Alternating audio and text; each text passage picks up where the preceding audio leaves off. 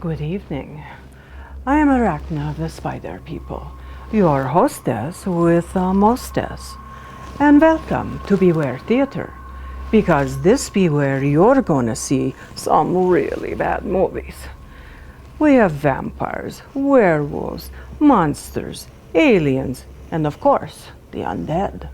So take a load off, pull up a couch, and fasten your seatbelt.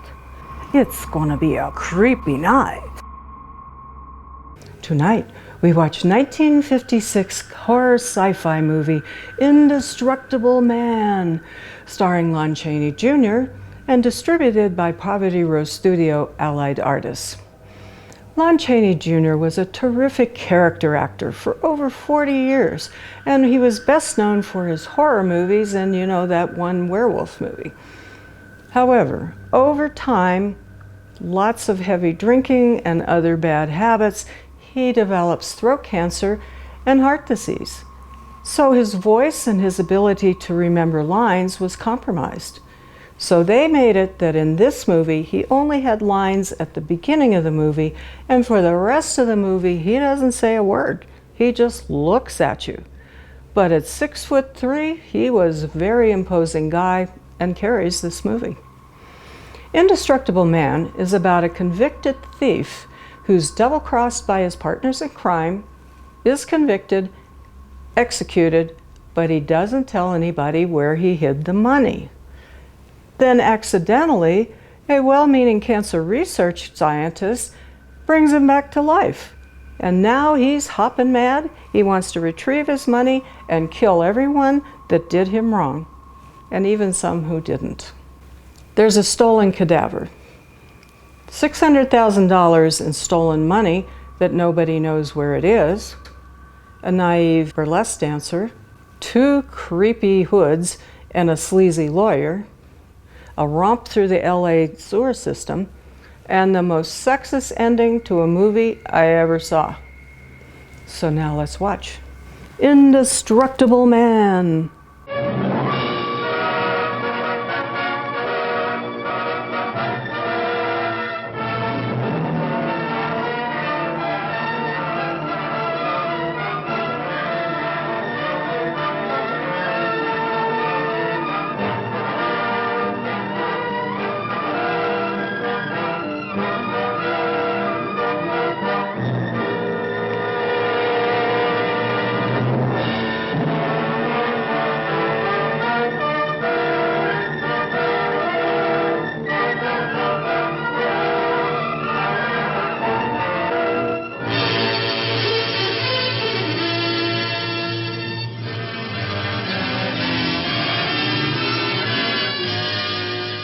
Dictating the wrap-up on the Butcher Benton package.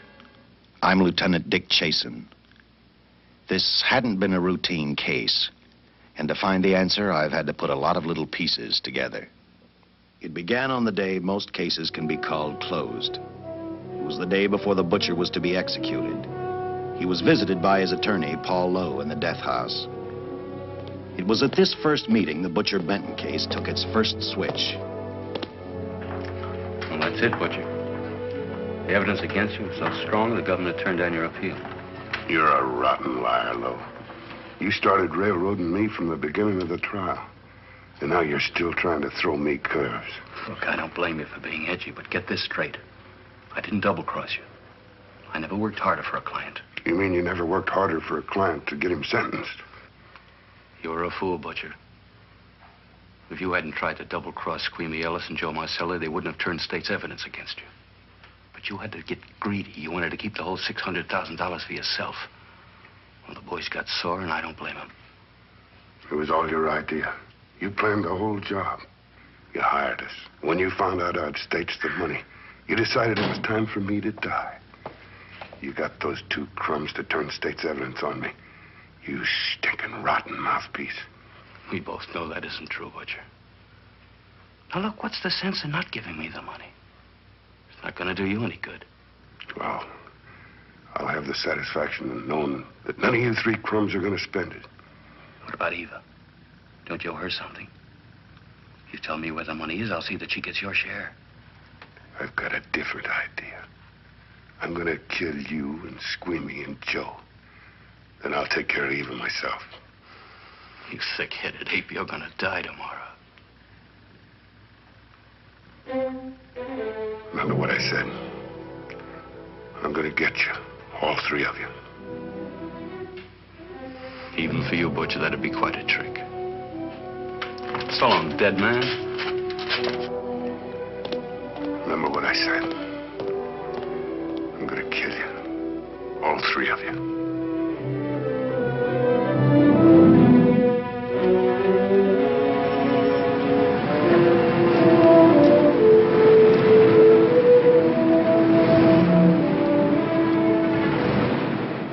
Back in Los Angeles, two men sat in a bar room listening to a newscaster tell his headline story. He played up big the butcher's threat to kill Paul Lowe, Squeamy Ellis, and Joe Marcelli for their having turned state's evidence against him. Squeamy Ellis didn't seem happy over the butcher's threat. Neither did Joe Marcelli. But they had figured, once a dead man, always a dead man. But this was one time everyone was in for a surprise, including the entire police department.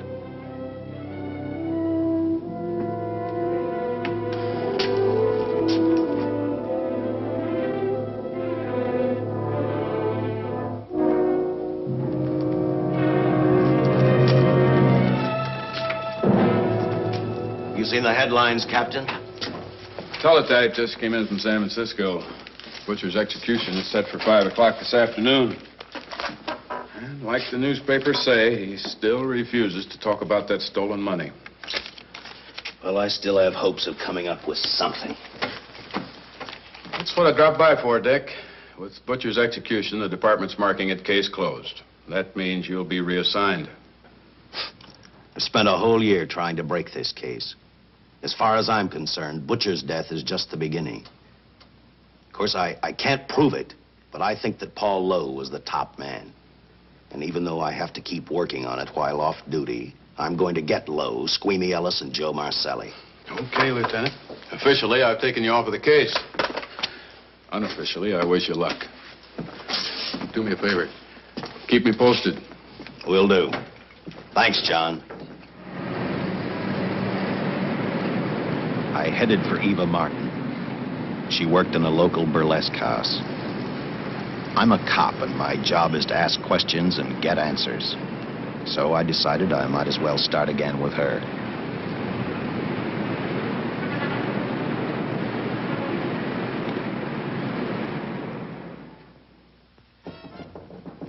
Come in. Oh. What do you want? I'd like to talk to you. Talk? You're a cop, aren't you? That's a good question. I can't even find a 3-ton armored car, let alone the $600,000, and I've been on the case a year. I've told you, and I've told you, and I've told you. I don't know anything about the money. I never did. Benton's gonna be dead in a little while. I thought it might make a difference. I never knew anything about the money. Call me dumb. I didn't even know Charles was in the rackets until the trial. Now, take it easy, kid. You're on, Eva.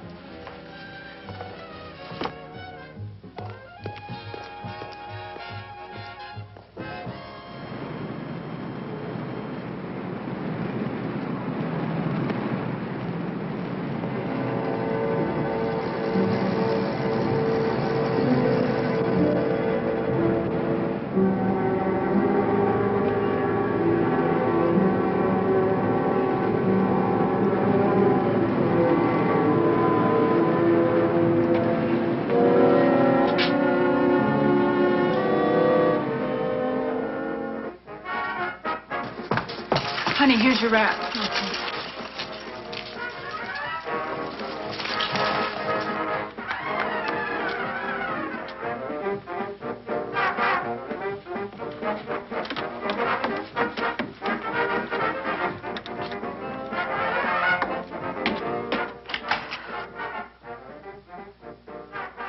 A few moments ago, Butcher Benton, without revealing the whereabouts of the $600,000 stolen in the armored car holdup, paid for his crimes against society in the gas chamber at San Quentin.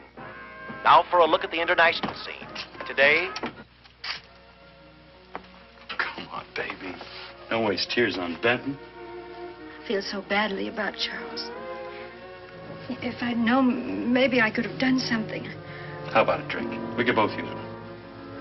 An artist can't drink while she's working, Paul. Boy, see.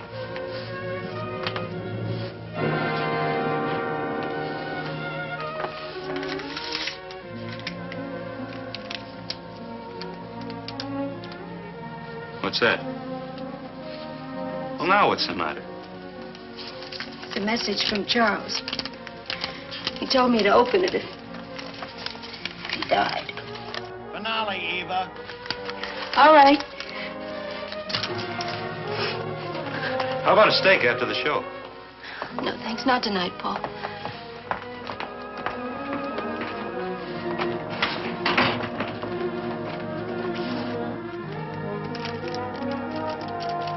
I didn't find out until much later, but Paul Lowe, in opening the letter the butcher had given Eva, found a map outlining a section of the city sewer system.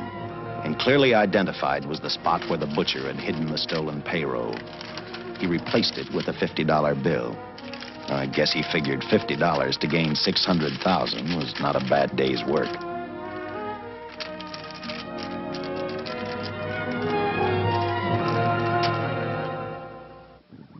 And a few hundred miles away in San Francisco, the case took another switch, which turned the next 72 hours into one long, hideous nightmare. Dr. Bradshaw, a distinguished biochemist, was making preparations for a final experiment which he hoped would lead the way to a cure for cancer. He'd been successful with laboratory animals. The last step called for a human body. And Dr. Bradshaw's assistant quickly made a deal with a local mortuary and returned to the laboratory with the dead body of Butcher Benton.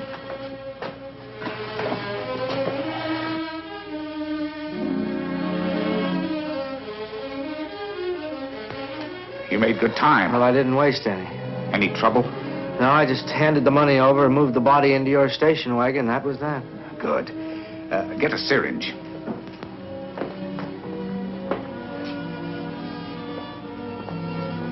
He's in good shape. Well, I hope so. We'll get other blood samples later. We'll run this one through fast. Right.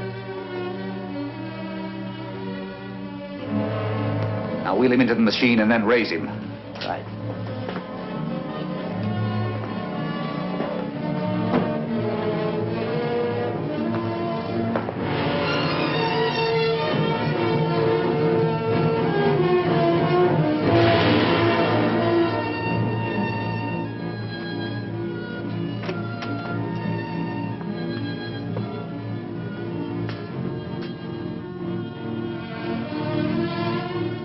Ready? You mean you're going to give him 287,000 volts? Yes, yes. I'll get the fluoroscope set. We'll check with that before we start dissecting. Turn off the lights.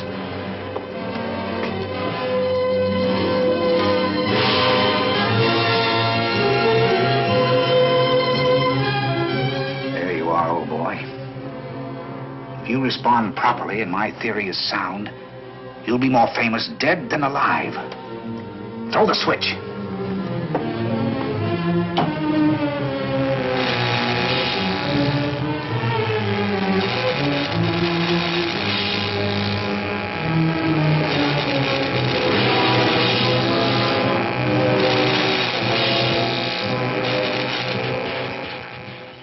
So thief and murderer Butcher Benton is double-crossed and arrested because his two partners in crime, Joe and Squeamy, turned state's evidence on him. And then Butcher is convicted and he's electrocuted at San Quentin. However, before he dies, he vows that he's going to kill both of those guys and his crooked lawyer. But wait a minute. Now that he's dead, how is he going to kill them?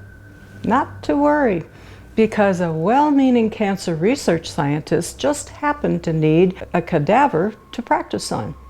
So he, as an assistant, go down to the morgue, pay them some money, steal Benton's body, brings it back to their lab in the basement of a power station.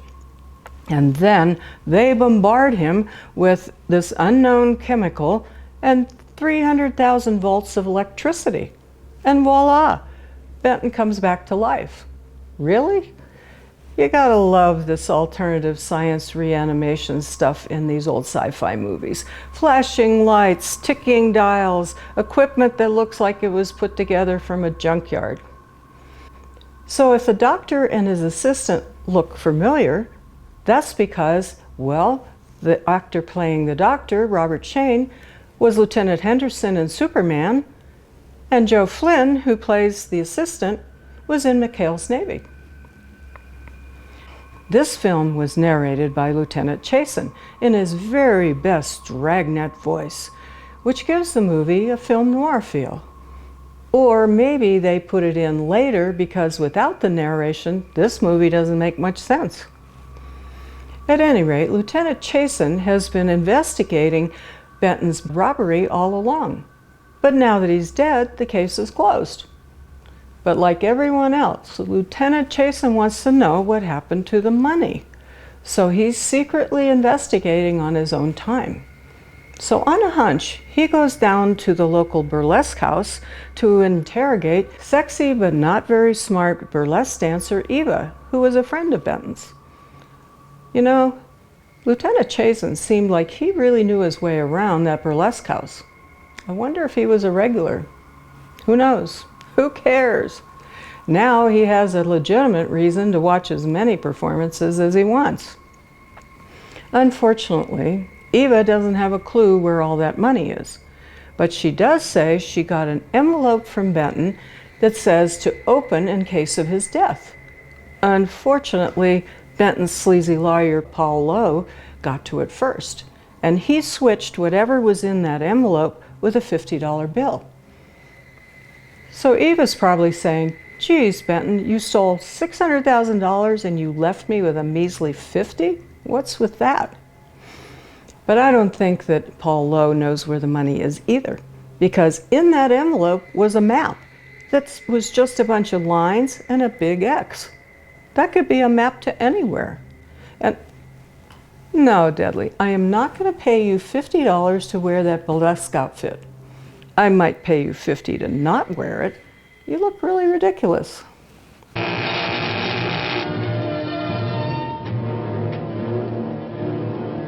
Wait, I thought I saw a pulsation of the heart.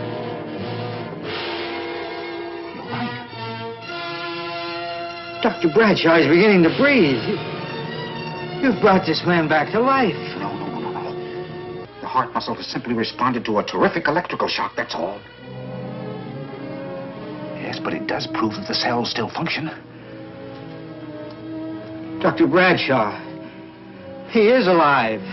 A shock reaction, it can't last. His cells are multiplying now, if your theory is right. We could keep that reaction going longer. But it's worth a try. Get the body out.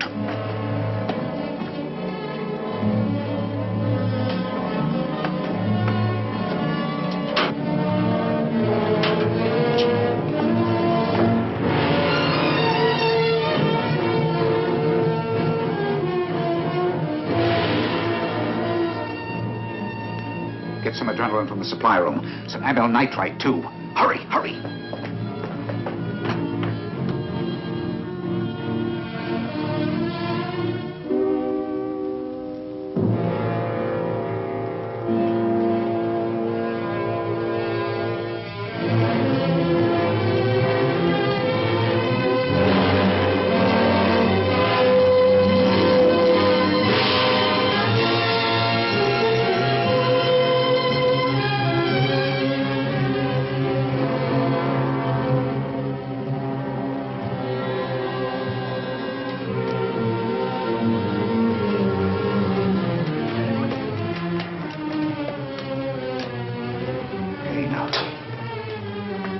Mustn't move. Your heart can't stand the strain. Now you must lie still. Please. Easy now. Easy. You must lie. Easy, please. Oh.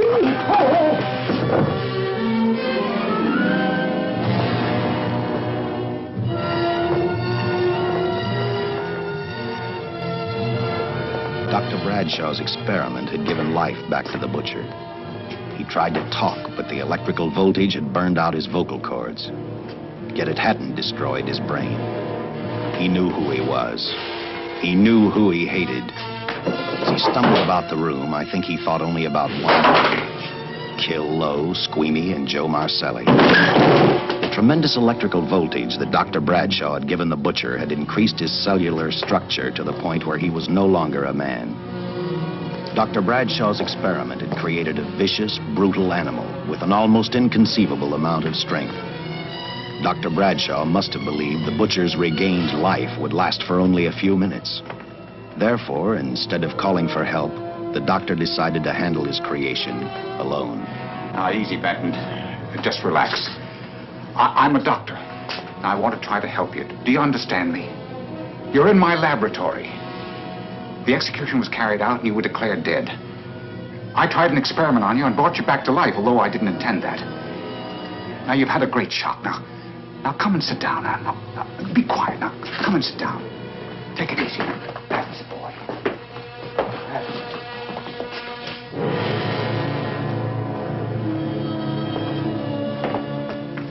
Careful. His reactions are violent. How do you explain this? Each cell must have multiplied 100 times, perhaps thousands. His strength is unbelievable. No. It's too late for the amyl nitrate. I want to get some blood samples, make some tests on him, find out what's happened. Get me a syringe.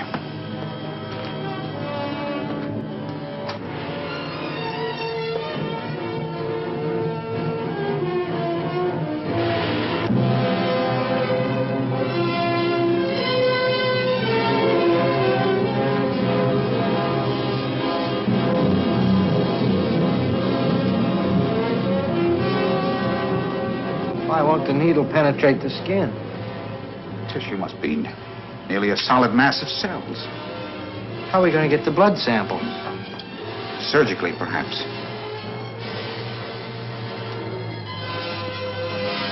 Now, take it easy. You can't leave here now. I'm responsible for your being alive.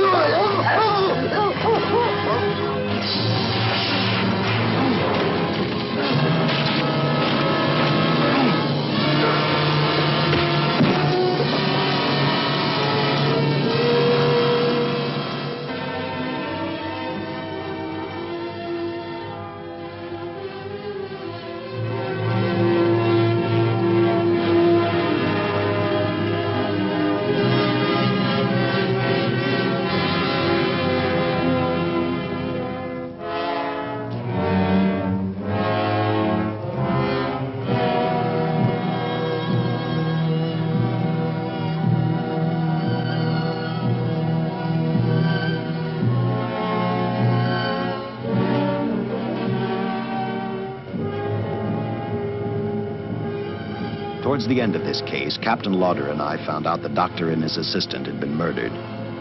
But I'm getting ahead of my story.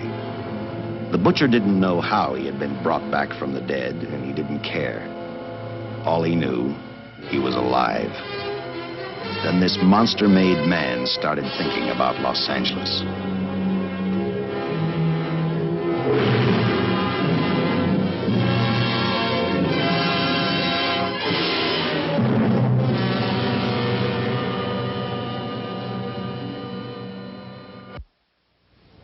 On that very night back in Los Angeles, I decided to stop playing detective for a little while. I went to the burlesque house to ask Eva to have dinner with me. After all, the butcher was dead, and if I got lucky, sooner or later I figured Paul Lowe would lead me to the stolen payroll. In a way, that possibility made me even feel better. It's not fair to watch the show from backstage. Next time I'll pay admission. I take it by that remark you like my routine. Yeah, you're pretty good. What I can't figure out, though, is why you stay in a place like this.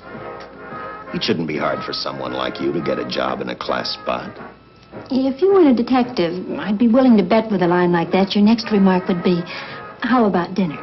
Well, not exactly dinner, but a hamburger might be a good idea. If you're asking in an official capacity, I can't say no. I'm off duty. For the past 6 months, all I've ever called you is Lieutenant Chasen. Do you have a first name? Dick. Give me 10 minutes for a quick change, because you just made yourself a date, Lieutenant. I mean, Dick.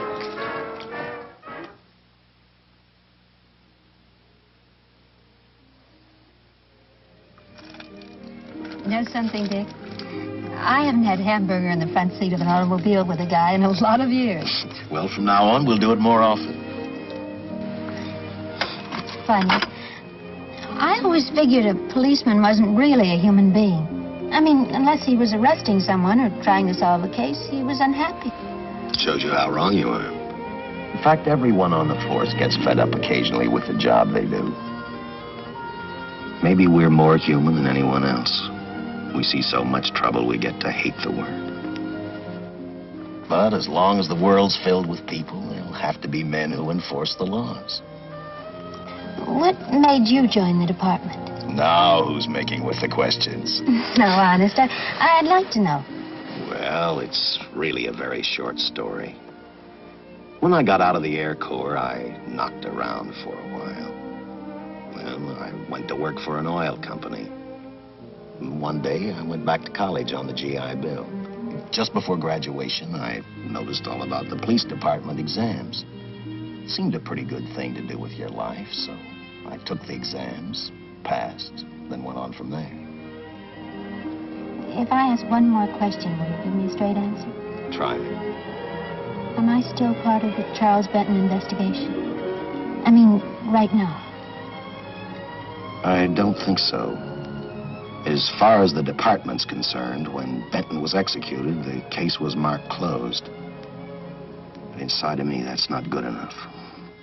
I don't follow you. Well, the $600,000 is still missing. And a fast-talking underworld lawyer like Paul Lowe is walking around a free man. Someday, no matter how long it takes, I'll get him and the money. Until I do, the Benton case for me is not closed.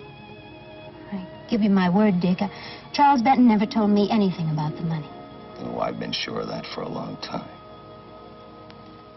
But how did you ever get mixed up with anyone like the butcher? As trouble ever started, it just happened. I had a roommate who used to date Benton all the time. One day she packed and left for Chicago. Benton carried a torch for her, and he used my shoulder to cry on. First thing I knew, we were having dinner together, and a few weeks later, I was labeled by the police as this #1 suspect and Benton's girl. But it was never like that. I made only one mistake. I felt sorry for him. You mean, until he was arrested for the robbery and the killing, you had no idea how he earned a living? I know this is going to sound crazy, but I only went out with Benton a couple of times. And all we ever talked about was Madge, my old roommate. The last time I saw him, he tried to get too friendly, and that's when I told him he had the wrong girl. But like I said, I'd already made my mistake. What about the burlesque house? How do you two fit together? You sound like a lot of other people. I left a small town a couple of years ago because I won a beauty contest, and the first prize was a screen test. After which, nothing happened? That's right. Only, it was pretty rough. And then one day I read an ad about girls wanted for a burlesque show. I auditioned and I got the job. You know something? It's like any other job. If you're looking for trouble, you can find it even in a schoolroom. Well, when the screen test didn't work out, though, why didn't you go on home? Well, first you have to have a home to go back to. My folks are dead, so Los Angeles was as good as any place else. I don't know about you, but I do 8 shows a day, and at this hour I'm bushed. I know what you mean. Mind if I drive you home? No. And I'll tell you something else. I haven't minded anything about tonight. Not even the hamburger. I kept playing tag with Lowe. He made 4 telephone calls. 3 of them didn't interest me, but one did. The one to Joe Marcelli. I watched Joe head for his meeting with Lowe, and for some unknown reason, I began to get the feeling that this case was finally about to explode in my favor. You see what I mean?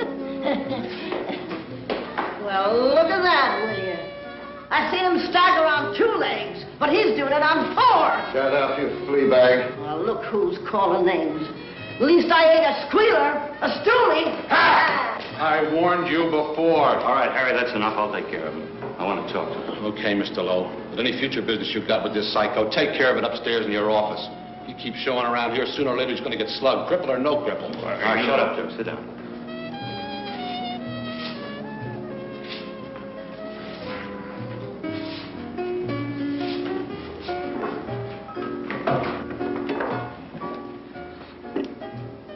I need a shot, bad. You'll get one after I've talked to you. You sober enough to understand? Yeah, I run out of dough. No wonder. Look at you.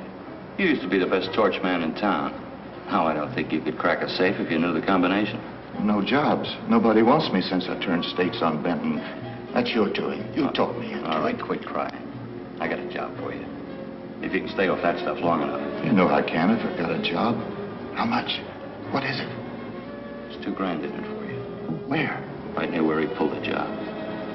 You interested?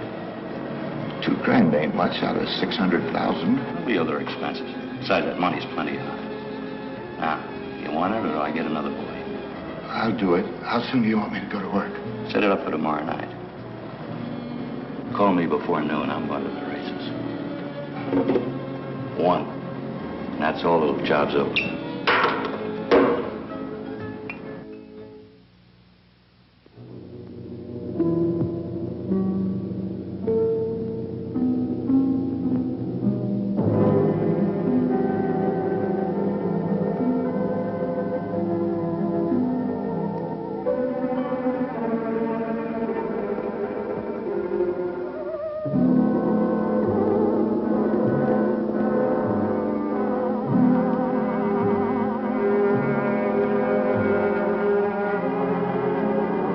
The butcher was walking slowly toward Los Angeles.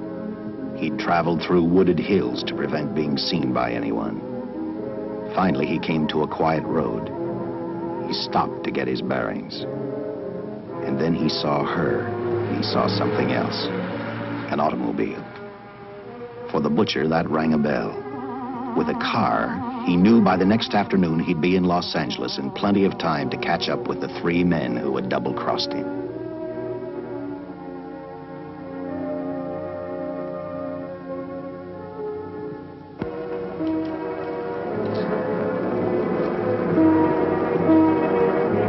See, you're a real gentleman to be helping strangers in distress. I hope you don't mind me using the babe here as bait. Quite a dish, isn't she? But that's what she gets paid for. Bait, that is. Yes, sir. She's a real shaker artist of my outfit. Carnival man myself. Just call me Connie. Yeah. Well, friend, we're in a little bit of difficulty here. Got a flat tire, brand new car, no tools in the back. Why, some of these dealers make my carnival grifters look like babes in the woods.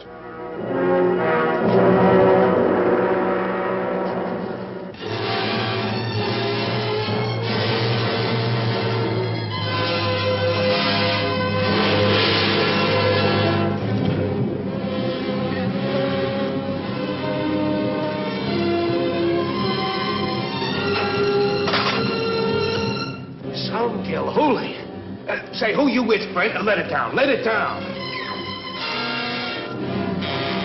No matter who you with, friend, believe me, I can do better for both of us. I'll make a fortune for the both of us. Oh!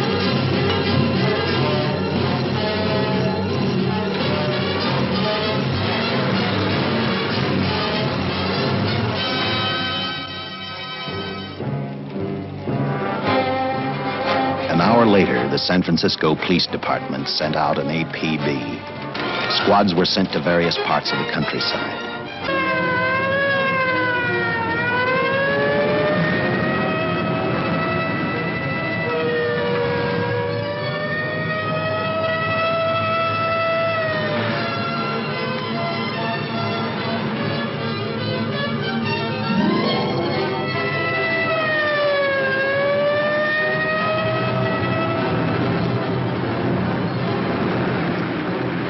Roadblocks were thrown up to catch the cold-blooded killer the hysterical girl had described. Each squad kept reporting back to Central Headquarters, and each of their stories was the same. So far, none of them had spotted the car the killer was driving. Orders were given to shoot to kill, because from the girls' further accounts, they realized they were dealing with a maniac.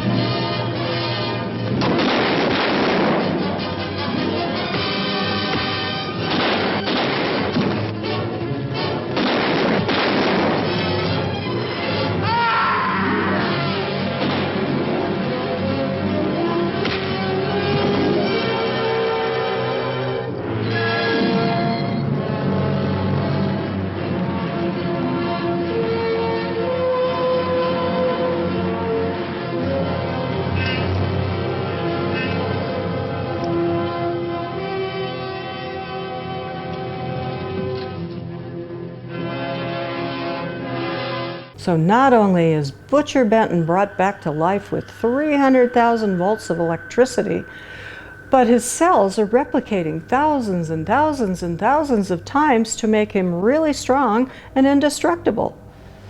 But that, along with his vicious nature, is not a good thing, because he turns around and he kills the doctor and the doctor's assistant for no reason. Too bad. Now we'll never know if the doctor's weird experiment would cure cancer. But I gotta say, for a guy who's been electrocuted twice, Lon Chaney looks pretty good. But for an actor who's been suffering of alcoholism and heart disease for quite a while, he doesn't look so good. Now I gotta say that Lieutenant Chazen has no clue how to impress a girl. I mean, he invites Eva out to dinner, but instead of taking her to a nice restaurant, he takes her to some drive-up burger joint. You know, good thing that she's from a backwater town, because she doesn't seem to know that he's being cheap, and she doesn't realize that she could have said no to the invitation, even though he is a cop. Maybe they're more suited than we think. Meanwhile, back in a sleazy bar in LA, Joey's hobbling around on crutches and picking a fight with a dressed-up drunk lady. Shyster lawyer Paul is telling Squim that he thinks he knows where the money is, and he wants to hire Squim to crack the safe whenever he finds it. You know, guys, I wouldn't be so smug if I were you. Benton's alive, and he's walking back from San Francisco in order to kill you guys. Walking back. I wonder how long it would take to walk from San Francisco to LA. I don't know, and I don't care. But it would take a really long time. Well, as luck would have it, Benton comes upon this sexy lady and an irritating carny with a car with a flat tire. So he helps him change the tire, kills the carny, and steals the car. And a police roadblock and a couple dead cops later and a really long trip, he's back in LA in record time. Oh boy. And Deadly, what? You think this contraption's gonna reanimate you back into a real human because you saw it in the movie? It's alternative science. It doesn't work. Trust me. Told you.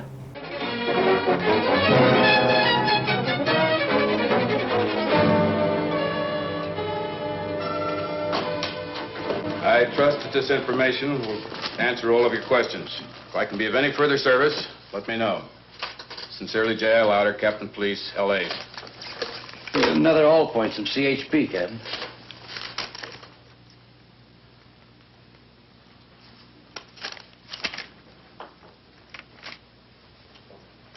These reports sound like they come from a bunch of loonies. You sure do. There it is. Sergeant. Yeah. I want Lieutenant Chasen to look these over as soon as he comes in. All right, Captain. The next morning, I read the stories of the brutal murder of the two police officers. I also read the witness's statement about the bullets having no effect upon the killer. I felt sorry for the witness, and I thought about how easily a person's mind can become confused when suddenly they receive a brutal shock. I didn't believe a man existed who could not be stopped by a slug from a .45. Good morning, Captain. You and the rest of the force are going on 24-hour duty. Seen the headlines? You mean this guy that's running amok up north? Yeah, the latest report, he's killed 2 police officers. Made a getaway in a green coupe heading south. I've got a hunch this killer's gonna be our baby. He could be in town right now. Yeah. You better get started, Lieutenant. Okay. Any new leads on that hold-up money? I think the girl can probably be counted out. If any of the others are wise, they're keeping mighty quiet. Well, let it ride for now. The whole force is going to be on the spot until we catch this killer. Newspapers will have a field day.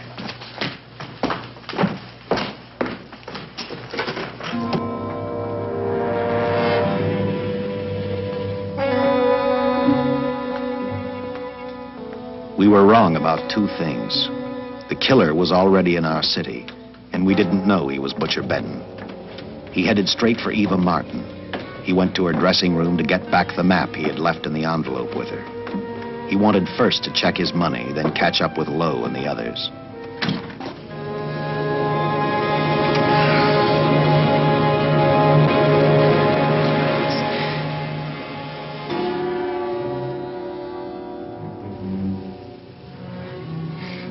Can't be.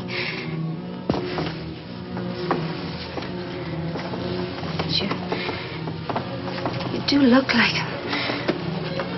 Only different somehow.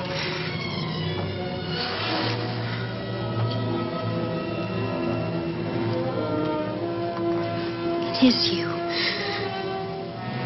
Why didn't somebody tell me? What's happened, Charles? Those look like bullet holes. Are they?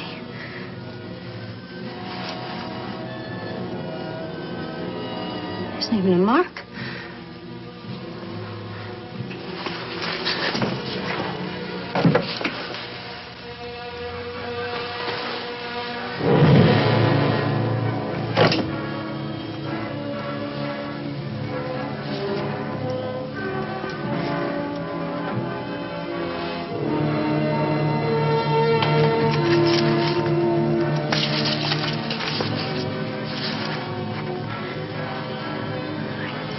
I opened it like you told me, and I found the $50.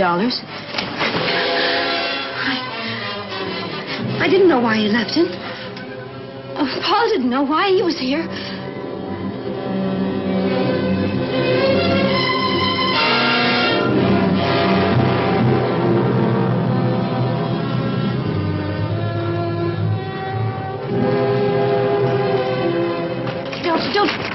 Don't say crazy.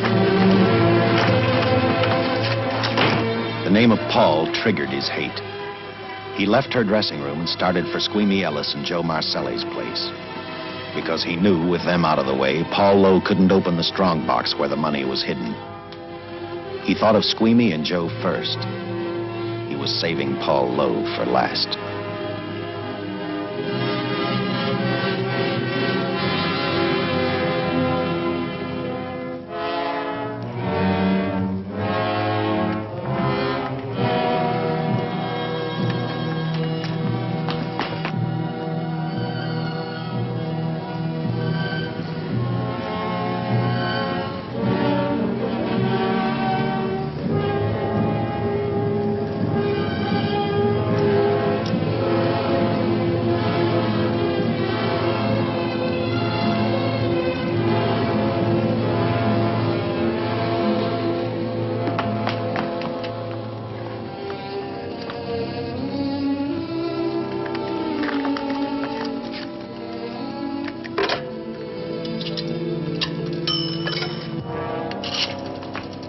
Eva, can I borrow your eyebrow pencil?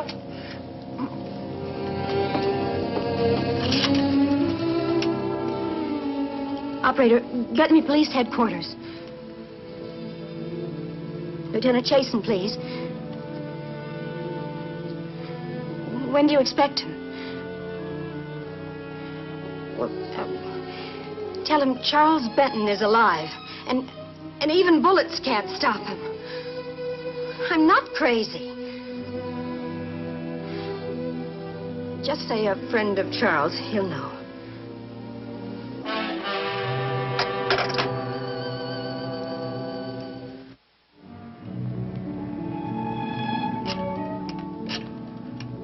After leaving a message for me, Eva telephoned Squeamy Ellis. She tried to tell him the butcher was alive and on his way over to kill him. Squeamy didn't believe her, and in a way you couldn't blame him. Who in their right mind would believe a man had returned from the dead? What Squeamy actually believed was that the butcher, before his execution, had hired a killer to carry out his threat.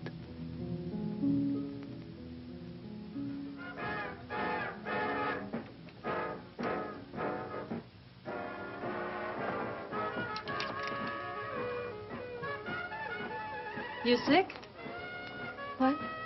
You don't look so good to me. 10 minutes, Eva. All right. Say, Eva, I could take over the matinee trick for you. What? It's easy. Look, Eva, I can do it. Scub-up-de-doo-doo-doo. Oh, Francine, I just thought of something. Yeah? Eva agreed to let Francine do the show. She hoped she'd be able to interrupt the butcher before he arrived at Squeamy's hotel. Or, failing that, at least be able to warn him to stay out of sight. You wanted me, Captain? Yeah, I just had a rundown on those fingerprints of the stolen car up north. We got nothing on the driver who was killed or the woman with him. Take a good look at these. There's something funny about these. Yeah. The boys in the lab can't figure it out either. Those are the killers. They were found on the steering wheel. Looked like they'd been stamped in with a steel die. They sure do. These are Butcher Benton's. What? Well, they look the same to me. How do the lab boys explain that? They don't. Their best guess is a twin brother. An identical twin could have the same pattern of whorls with only slight variations. Ever hear of the butcher having a twin brother? No. Even if he did, it wouldn't explain these freak prints. You didn't pick up your message, Lieutenant. Some wacky dame calls you. And she says Charles Benton is alive, and bullets won't stop him. If we buy the twin theory... Who was she? Where'd she see him? Well, she wouldn't leave her name. Sounded kind of hysterical to me. Said she was a friend of the butcher's. Eva Martin. Get over at the Follies and see what that girl knows. Yeah. Some guys have all the luck. I never drew an assignment to the Follies.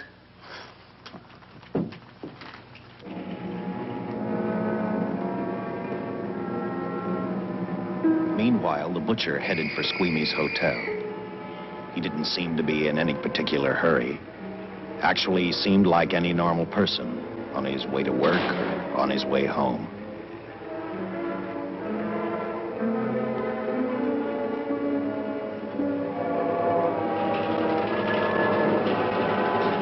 He rode up Angel's Flight, arrived at the top, scanned the hotel building, and then noticed the only exit from Squeamy's apartment, a fire escape.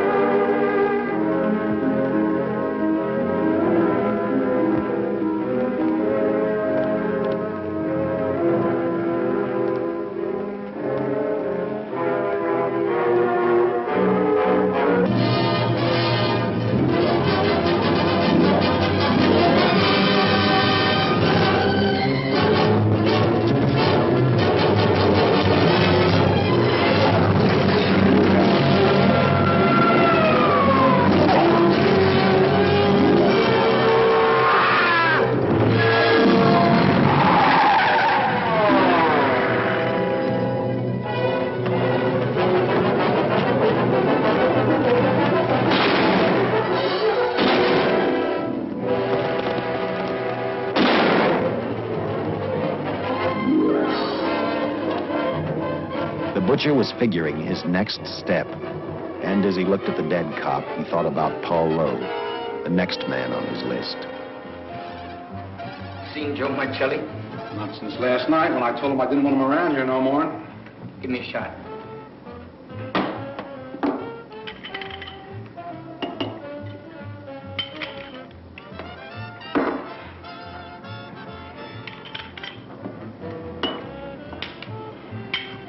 Look, I need help.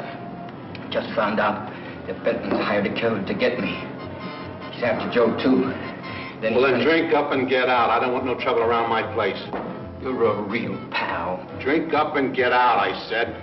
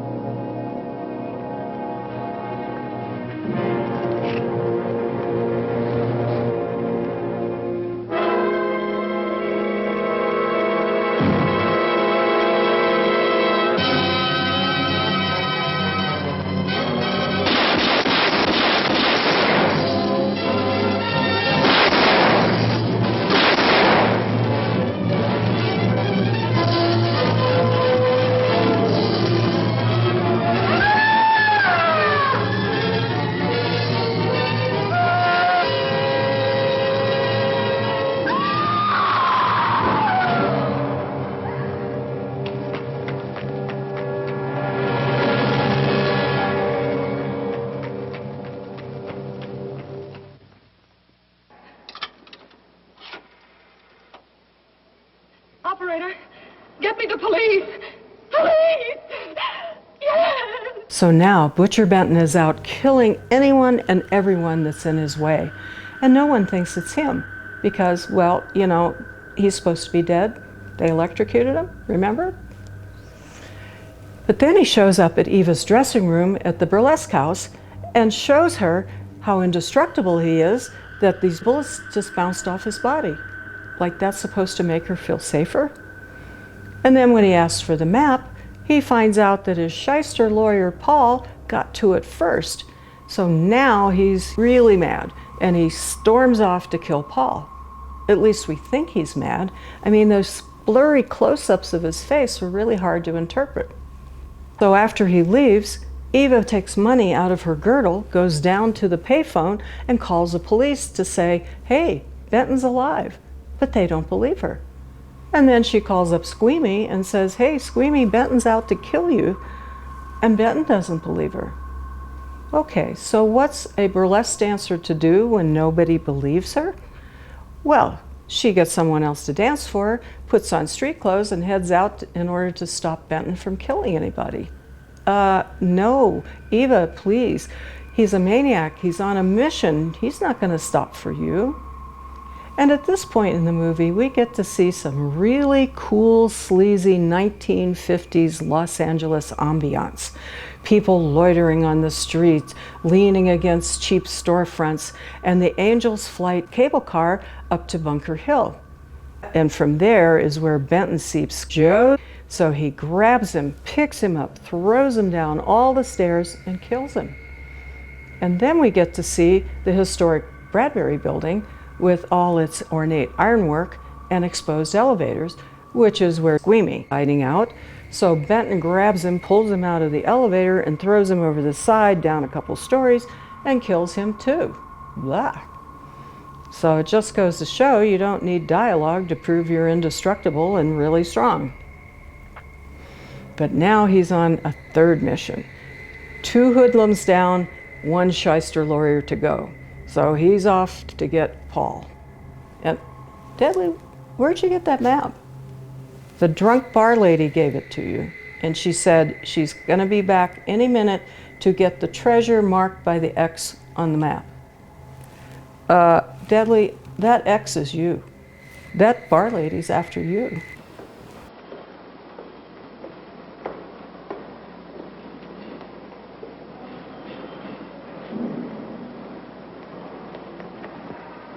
What's happened? A guy named Squeamy got thrown from the 5th floor. He's dead on a mackerel. Customer of mine. You mean Squeamy Ellis? Yeah, that's it. Just Squeamy. No one else was killed. Ain't one enough?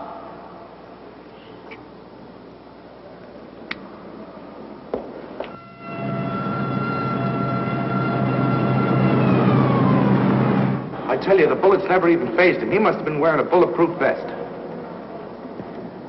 God help us when the papers get a hold of this. Keep an officer on duty here till you hear from me. We'll get a stakeout on Joe Marcelli. I'd like to talk to Joe. Lauder, I'm going to call San Quentin. Suppose Benton is alive. Every available man's been put on the case now. Yes, sir. All right. All right. Anything new? Report on Dr. Bradshaw, owner of the station wagon.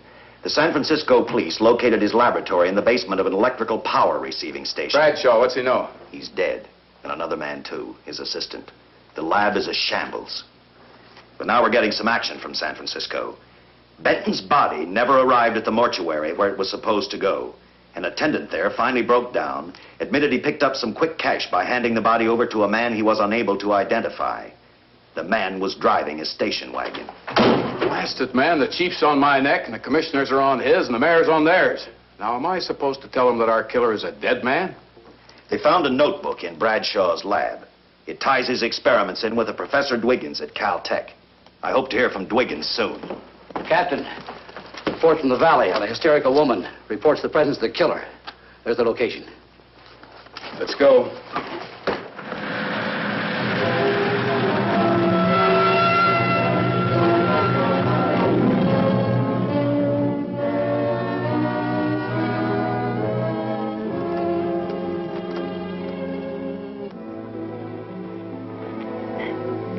You and your boyfriend had a little fight, and he got out of the car to take a walk. You noticed as he walked down toward the sump area in the direction where you'd seen those lights a short while before.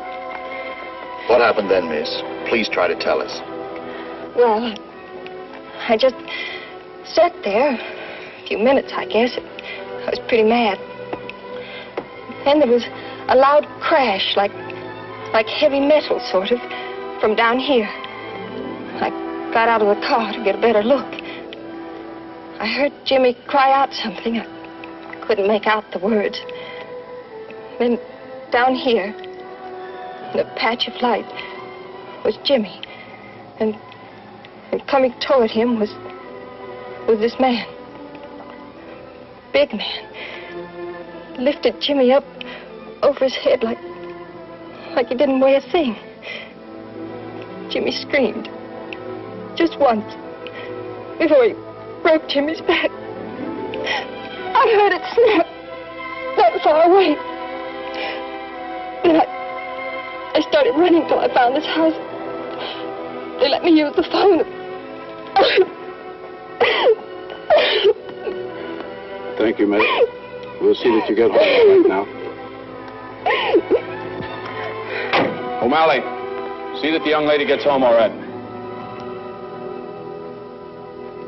Paul Lowe, while driving to his office, heard a radio commentator report the murder of Joe Marcelli. And what shocked him most was when the broadcast identified the killer as possibly being the butcher.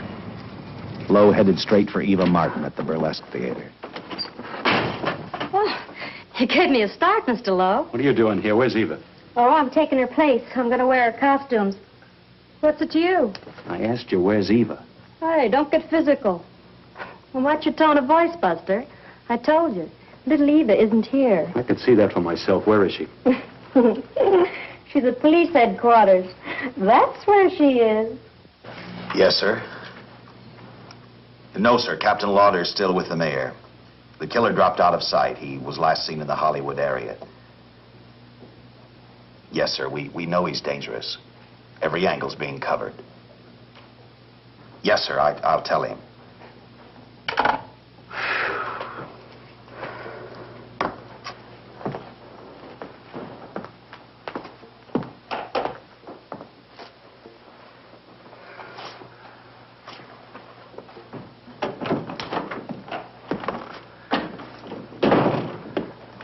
Here, see how these fit. Low heels. I'm sorry. It's the best our wardrobe department can afford. Any idea how soon the captain will be back?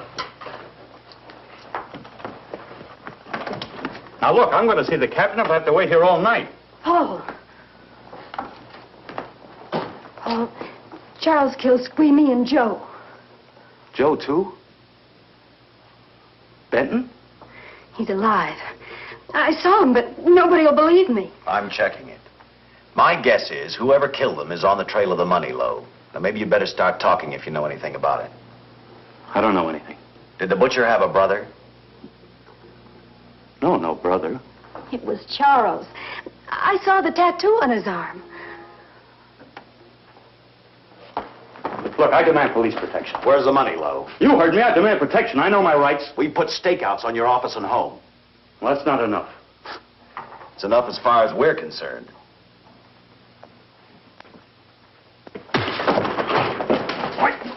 Now you gonna book me, Sergeant? Then throw away the key. Thank you. Come up with anything yet, Dick? Oh, we've checked every hotel, motel, and rooming house in town. We've run a cross-check on every hangout butcher ever used. Net results, blank. This is incredible. We not only discover a dead man turned killer, but it's beginning to look like he plays ghost, too. He's somewhere in this city, and if we have to take it apart brick by brick, we've got to get him. I may be way off, but I think Paul Lowe could tell us a lot. Maybe, but it's a cinch he's not going to. Well, suppose he had no alternative. You better grab some coffee. Your mind's beginning to play tricks on you. No, now, wait a minute. When Lowe came to us for police protection, it was because he was scared stiff the butcher would add him to the list of Squeamy Ellis and Joe Marcelli. Go on. It figures, too. When he slugged the sergeant, he knew we'd book him right away. Oh, this Lowe's a pretty cute character. But we can play the same game. You mean we'll threaten to release him? Well, not exactly. You tell him you realize that he was excited, that throwing the punch was accidental. Tell him we're not going to make a charge, that he's completely released. Lieutenant, you know we can't do that. Lowell made his first mistake when he hit the sergeant, and that'll get him a year. As far as the department's concerned, at least it's a small victory. If my hunch is right, Lowe won't want to be on the streets with the butcher looking for him. And he may talk, and talk a lot. Enough maybe for us to get rid of him permanently. Even lead us to the butcher. If he's frightened enough, that might work. But if it doesn't... No, Dick, I'm not going to release him. I want him out of my way so bad I can taste it, but not bad enough to be responsible for getting him killed. The good thing about that, Captain, is the fact we know it, but Lowe doesn't. Let's give it a try. All right, Lowe. Come on out. I think you'll find everything in there. You're free to go, Mr. Lowell. Wait a minute. Who do you think you're kidding? You arrested me for assaulting an officer. court, I'll plead guilty. With luck, I might get off with 6 months. For a lawyer, you're forgetting a very important point. If no charge is made, there's no trial. It was a tough day for everyone. We figured your nerves were on edge, and when you threw the punch, you didn't know what you were doing. I've squared everything with the sergeant. It's all over, all forgotten.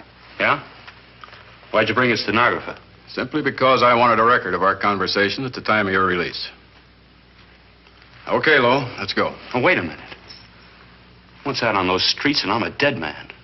You let me go, you'll be responsible for murder. Oh, come off it, Lo. You're imagining things. You know the butcher threatened to kill me. You set me free, he'll do it. Well, that's just a risk we'll have to take. But the way I look at it, Mr. Lowell, you'll be okay. Look, Captain, I'll make a deal with you. You keep me here and I'll tell you how to recover the money. Maybe even catch the butcher. No deals, Lowell. You'd probably tell us anything just to stall for time. Come on, let's get out of here. Now, wait a minute. All right. I'll tell you the truth. Start taking this down. I, Paul Lowe, hired Butcher Benton, Squeamy Ellis, and Joe Maselli to pull off the armored car holdup. And then Lowe continued with his confession. He told us about finding the map. He showed us the exact location of where the butcher had hidden the stolen payroll. And he gave us a most important answer. The explanation as to how the butcher was able to elude detection. His means of escape was the sewer system beneath our city.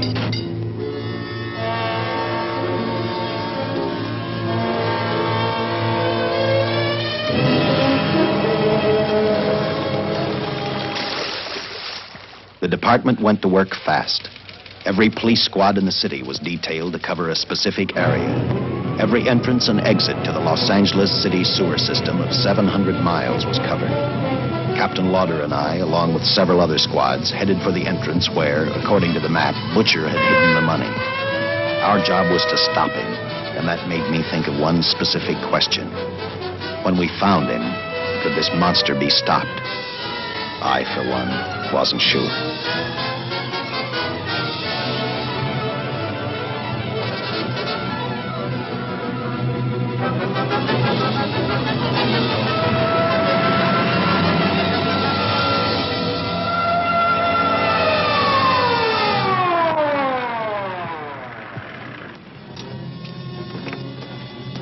Everything all set, Lieutenant? City engineers mapped out each possible exit. A squad of officers are spotted at every point.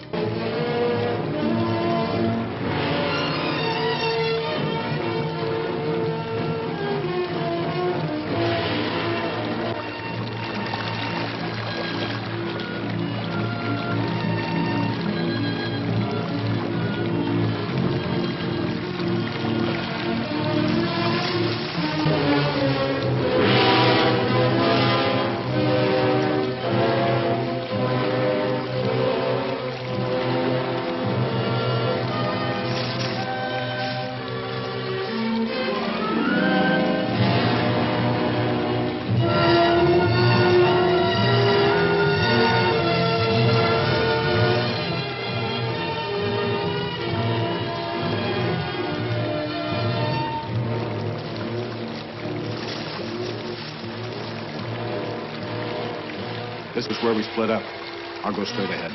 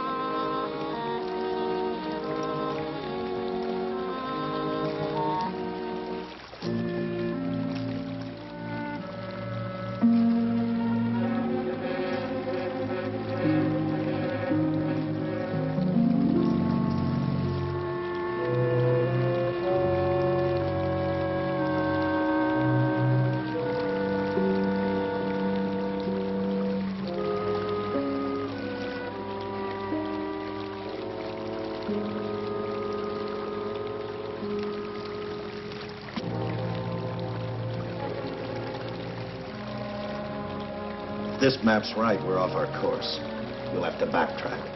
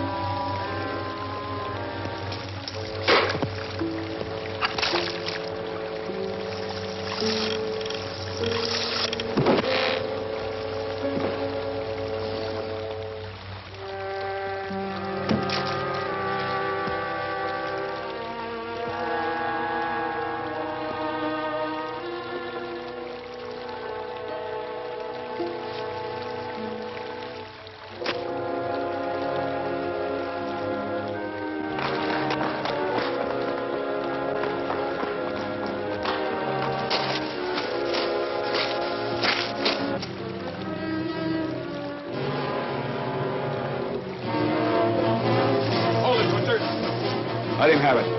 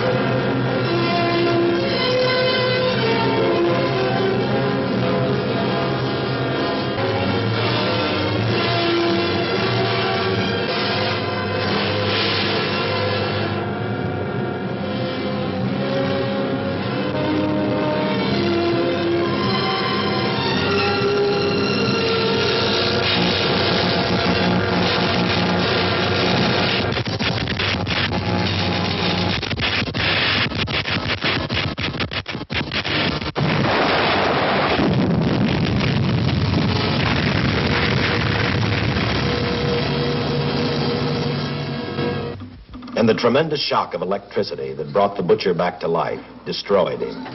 The $600,000 stolen in the armored truck robbery has been recovered. Case closed. Well, here are the scientist's comments for your records. I had to fill in a few spots with my own guesses, but I guess that's about the size of it. Did you get any sleep? Oh, some. Not much. How's the girl today? Well, I called the hospital about an hour ago. She'd gone. Gone? Where? Well, she told him she was a working girl and that she'd been away from the job too long already. Quite a girl. Yeah. Say, how about that time off I've got coming? 48 hours, beginning right now. Get some rest, Dick.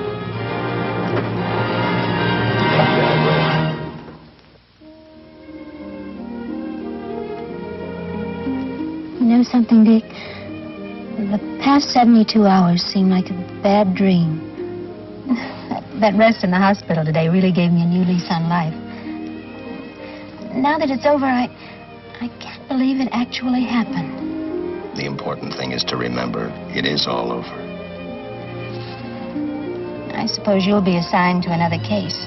I'll have to give up hamburgers in the front seat of the car for steaks in a restaurant. No. I've thought about that. In fact, I decided to do something about it. I started by talking the captain into a short holiday, and just about an hour ago, I got you fired. What? What did you do that for? I figured that being my wife would take up all of your time. Even if I wanted to say no, I couldn't. You're not supposed to say no to a detective. I figured that, too.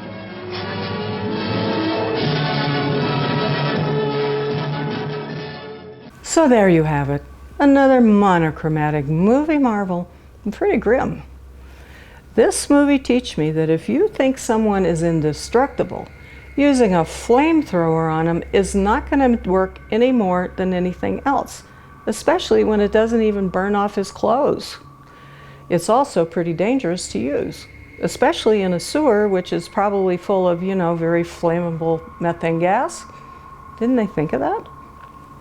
This movie also teaches me that you can make a pretty good movie using stock footage, blurry close-ups of the star instead of dialogue, killing off almost all the cast, and electrocuting the star not once, not twice, but 3 times. So until next time, or not, this is Arachna the Spider People, wishing you nighty-night and saying, ladies, please dump any guy you're dating that gets you fired to make you marry him. That does not bode well for your future happiness.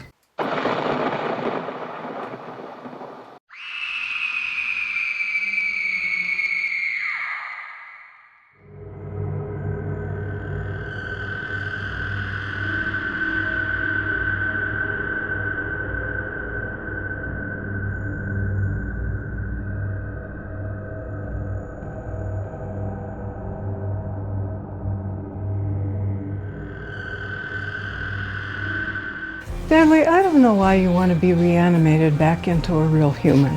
I like you just the way you are. But if there's a way to do it, I bet we'll find it here at the Reanimation Expo. Here's your program. And don't forget, the main event you. starts in 10 minutes on aisle 24. Deadly, look at all the reanimation stuff. And some of it looks like it's from the old movies. Oh, there sure are a lot of booths. Let's start over here, okay? Lost your head? Feeling discombobulated? Well, we have the thing for you. The Jan in the Pan Recapitation Activation System. It's easy to use. You can reattach your head or someone else's. And the surgical steel parts are hygienically maintained. All you have to do is soak your head in our gooey activation solution and then reattach. It's so easy, even I can do it. Ooh, that's gross. But I could see it being used in case of a car accident. Come on, let's keep moving. Reanimate the old-fashioned way, through chemistry. Run our special formula through the veins of the dead and watch them jerk back to life. Huh. How about you, ma'am? Your friend looks like he's half dead. Let's run this through his veins. Oh, wait a minute. He doesn't have any veins, does he? Not to worry. Our special formula also works if you drink it. So come on, sir. How about a slug? Guaranteed to give you a jolt. Sorry, everything Deadly drinks is going to go right through him. Well, in that case, I can't help you. Move along. Come on, Deadly. Deadly, I'm sorry, but you've been a skeleton so long, I don't think there's anything here at this expo that's going to bring you back to a full human. Attention, please. The main event is starting now on aisle 24. The main event? The main Aisle event, 24? Aisle 24. Oh, aisle 24. It's right over there. Let's go see. May I have your attention, everyone? Attention, everyone. Welcome to the demonstration of the Flash 2020 reanimation table system. It's fast, it's easy, and you can use it in any weather condition because it creates its own lightning. But I bet you it doesn't work any better than anything else here at this expo. I'll be curious to see how it works. And to demonstrate this, we will need a dead volunteer from the audience. How about you, sir? Sure, Deadly will try it. Go on, Deadly. What do you have to lose? Oh, well, normally the first thing I would ask is that you take off your clothes. But because he's not wearing any clothes, come on up and hop on our table and we'll get started with the demonstration. Are you comfortable, Mr. Deadly? Good. Then I spray you with the Flash 2020 secret formula, which some think that looks like water, but it's actually our secret formula. And now stand back, everybody, and watch how the Flash 2020 will turn this poor skeleton of a man back into a real human. First, we rise the table up.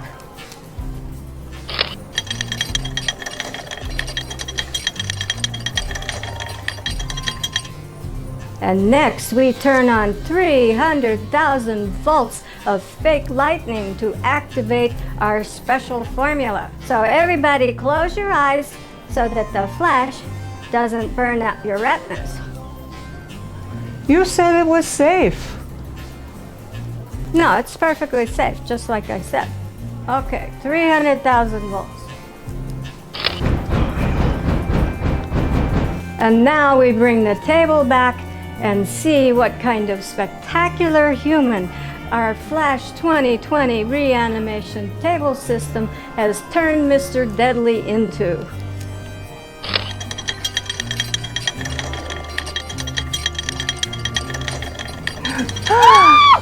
He's gone. What have you done with him? Deadly. Oh no, you made Deadly fall apart. I must have pushed the reverse It's just button. a pile of bones. That never happened. How could you do that? Oh, well, in that case, here's your friend back. Look at the time. Demonstration's over. I gotta go. Come back here, you shyster. Oh, Deadly, what have they done to you? Oh, Deadly, what am I going to do without you? Psst, lady, is your life falling apart? Are you left with pieces and need to put your life back together? Well, I have a solution for you. A magical solution to everyday problems. Who said that? I did. I am Madame Retzlaff. Well, can you reanimate Deadly for me? Of course I can. Of course you can. I have a surefire solution to grant your only heartfelt wish. Everybody says they can. You're just a lady in a box. Are you sure? Not everything is as it seems. Please, I'm desperate. Can you reanimate Deadly? Sure, I'd be happy to help. Just dump the bones in the bin below. Oh, okay. But don't lose him. Okay, now, pick a card. any card, and don't show them to me. Pick a card, lady. I'm not in the mood to play card games. I said, pick a card. Okay, I picked a card. Place the card in the bin with the bones. Close the bin and press the button and stand back.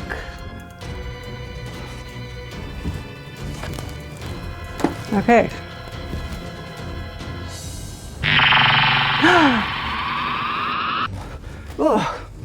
Oh, that part always makes me dizzy. What are we doing again? Oh yes, I thought I heard bones rattling around in here. Now, open the bin. You tricked me. It's still just a pile of bones. No, hold your horses, honey. Pull the string. What string? Yes, there's a string in there. Pull the string. Oh. Okay. What? Deadly's bones are all on a string. No, hold your horses, lady. Gather the bones in your arms. All right, I'll hug them. Hold them tighter. Tighter, okay, tighter. Now, what was the card that you picked? It was the King of Hearts. Ah, yes. The King of Hearts. That's what he is to you. Oh, Deadly, you're alive. Oh, you're alive. Oh, thank you, Madame Ratsaw. How did you do it? Like the sign says, honey, magical solutions to everyday problems. Oh, a King of Hearts, of course. Oh, Deadly, my King of Hearts. Okay, let's go. Oh, and Deadly, please never try to be anything other than you are. You're perfect the way you are. And let's never go back to that expo again, all right?